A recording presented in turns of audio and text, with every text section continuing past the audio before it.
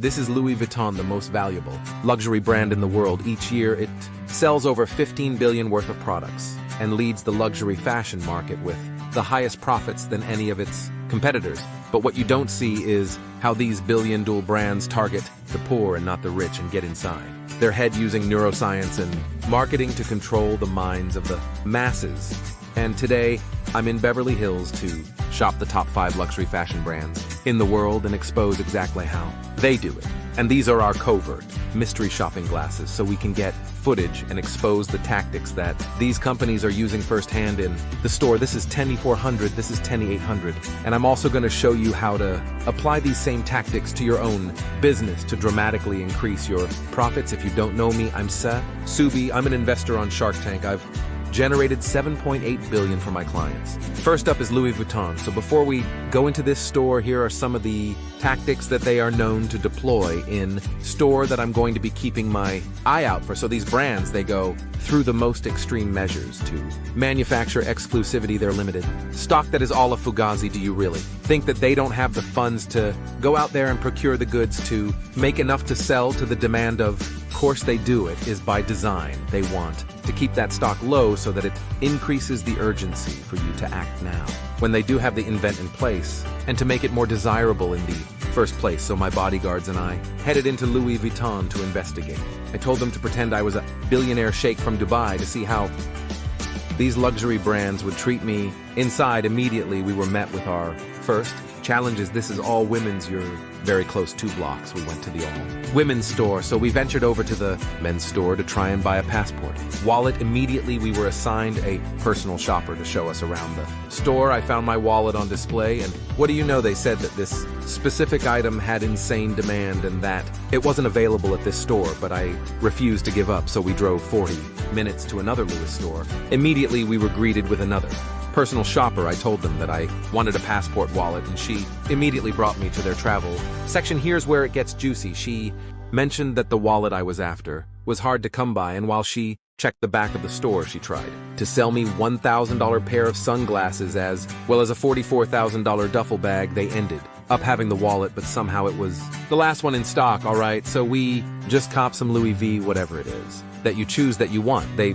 validate that immediately. That's our most popular. We've only got one more of those in stock, and it's by limiting this supply do things become infinitely more desirable, and why people laugh about it. And they say, oh, that's so extreme. The reason that they do it is because it works. And it's not just these huge, massive luxury fashion brands. Think about some of your favorite brands. Think about Apple, for instance. You can't just go in there and just buy their brand new products whenever you want it. They only have a certain amount of inventory that's sent to each location. And if you try to call up in advance and being like, hey, can I get this certain iPhone? They say, I don't know.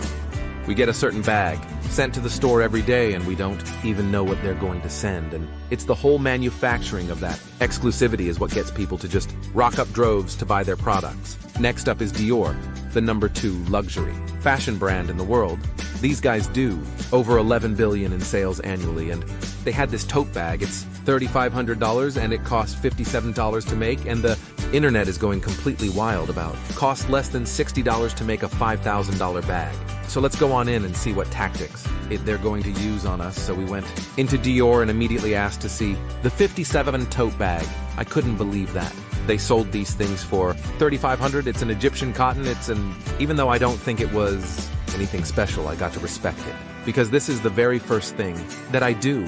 When a client wires me $50K, I get on the phone with them and I tell them immediately, straight out of the gate, you need to double your prices, because you want to be selling at a premium price point unless your business model is to be able to service the entire market. So nobody can possibly compete with you on price. Then operating at the lower end of the market is a fool's errand, and you do not want to play the race to the bottom, because you never win. All prices are made up. When it comes to setting the price for your product, the setting matters. So you want to think about, how do you actually present that product? If it's a physical product, what is the location that you've done the product photography? What is it next to? What are the models? Like, what's the lighting?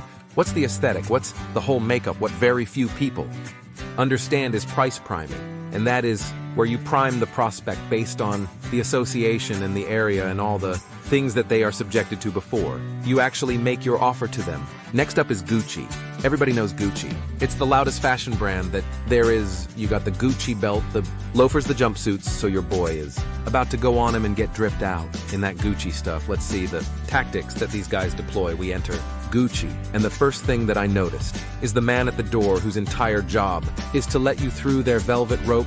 I let them know that I wanted to get as drippy as possible, so they took me to the back of the store, to all of the clothes. They offered me nothing but the finest sparkling water, and then I asked to try on one of their tracksuits. They left me waiting for around 10 minutes. My guess is that this was a tactic to get me to browse some more. I looked at some of the shoes, the Gucci belts, and then they called me to the changing room to try on the Gucci tracksuit, and let me tell you, this thing was ridiculous. And the entire set cost somewhere around $5,000. You are definitely buying the brand and status with this one. We seek social status from the schools that we go to the places that we work, to the type of clothes that we wear. Everybody wants to signal a certain status, and we all want to be perceived as being higher status than the people that we associate with. A lot of business busts just sit down, they think about all the features and the benefits of whatever it is that they've got to sell, but they don't think about what buying their product represents from a status standpoint, and what it signals, or what type of status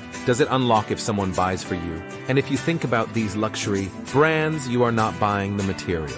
You're not buying the cotton. You're not buying all of those specific things. Yes, they hop on about craftsmanship and quality, but that is how they justify the sale. That is not how they get you to buy. In the first place, it is an emotional sale.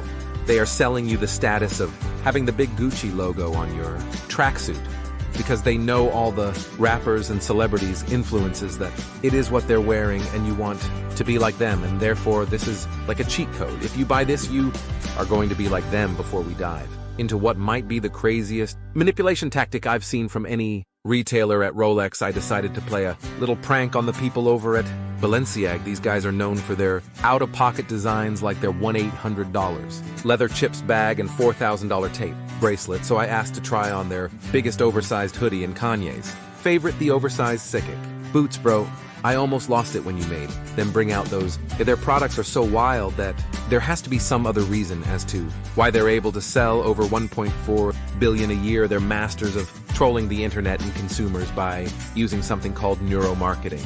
And neuromarketing is the way that scientists study how our brains interact with certain ideas, objects, and ads. These big brands, they spend millions of dollars per year in this study, and they use crazy technology like fMRI to study the blood flow in people's brains when they're exposed to certain products and ads. They also have all of these fake shops and supermarkets set up where they use eye-tracking software to have a look at what happens to people's heart rates when they see certain products, when they see certain ads, and they interact with different store layout. Now, I'm not saying that you need to go through these crazy lengths and use all this insane technology, but what I will say is the very first thing that I do when I sit down and I write an ad or a VSL or craft an email is I think, what is the emotion that I'm trying to elicit? I don't think about how do I write this subject line, or what's the hook going to be. You first need to start from the place of like how you trying to make the prospect feel, because all the masterful copy, all you putting the features and benefits, people don't remember that, but they will remember how you make them feel. All right, here we are at the front of Chanel. It is the 4th ranked luxury brand in the world. Let's go on in and see what it's all about inside of Chanel. I asked to see their most popular item, the classic Chanel bag, and of course they tried to use the exclusivity of these bags against me. See your gold hardware. This is 10,400. This is 10,800, claiming that it was a limit of 1 per customer when I asked to purchase 3 of them for my daughters. A few minutes later, and they let me know that miraculously that they happened to find 3 of these exact bags that I was looking for in stock, and they told me that I would actually be able to buy all 3 of them because I had me and my 2 bodyguards. But one thing that I noticed about Chanel that stands out from all the other luxury brands is just like, subscribe, and I'll see you in the next one. In comments section, let us know from where are you watching the video.